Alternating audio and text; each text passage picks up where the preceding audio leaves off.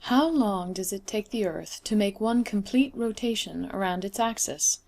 24 hours or 1 day?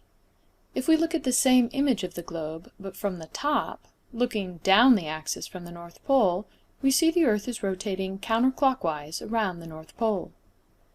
If we look more carefully at this axis of rotation, we see that it is tilted relative to Earth's orbit around the Sun. Instead of being perpendicular, it's tilted 23.5 degrees. How long does it take the Earth to make one complete orbit around the Sun? 365 days, or 1 year. During Earth's orbit around the Sun, it follows a nearly circular path, but with a small elliptical eccentricity. The Sun is not in the center of the ellipse, but one of the focal points. Bottom line, the Earth is a little closer to the Sun every January and a little further away every July. Does that cause us to have seasons? Let's think about it. We'd expect the planet to be a bit warmer overall when we're closer to the Sun. When does that happen? January. Is that our warmest season in the Northern Hemisphere? No. So the seasons must result from something entirely different. Let's return to the tilted axis of the Earth. As the Earth orbits the Sun, it goes through 365 daily rotations, while the axis maintains its tilt. On the June 22nd solstice, the tilt causes the North Pole to face towards the Sun, while the South Pole faces away. When the Earth's orbit takes it all the way around to the December 22nd solstice, the North Pole is now tilted away from the Sun and the South Pole towards.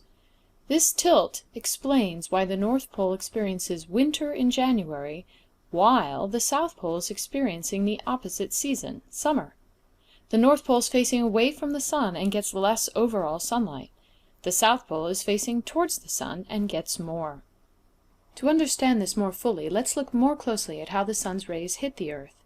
First, notice that halfway in between July and January, during the September 23rd equinox, the tilt causes neither pole to face away or towards the Sun.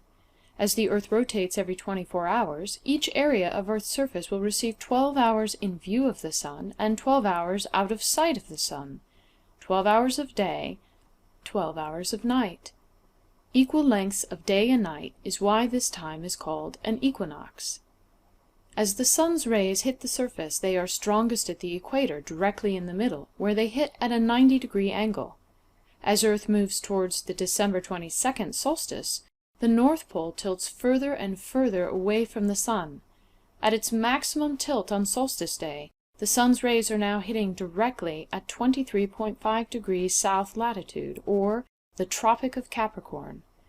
Notice that every location within the Antarctic Circle at the South Pole is getting 24 hours of sunlight. As the Earth rotates, none of these locations is ever lacking in sunlight. This creates the summer season for the Southern Hemisphere.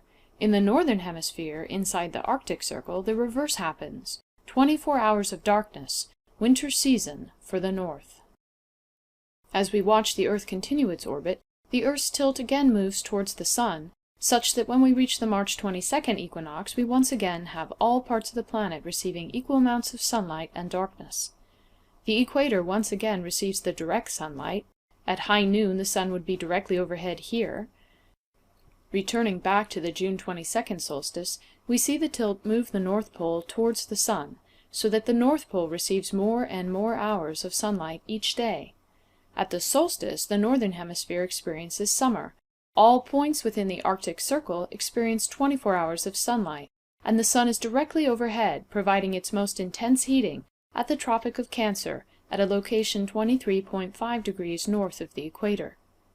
As we continue to watch this process, we can see that the Southern Hemisphere moves through this 1-year orbit from its winter through its spring, summer, fall, and back to winter, while the Northern Hemisphere experiences the opposite season.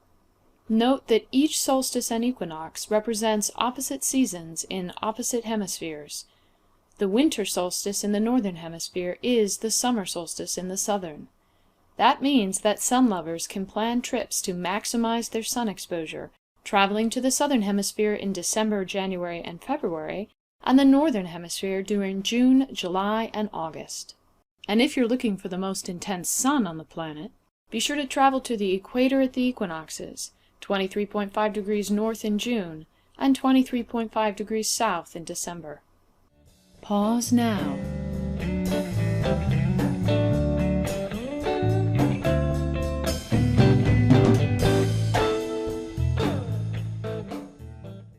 For more information and more detail, continue on to the next video in this series.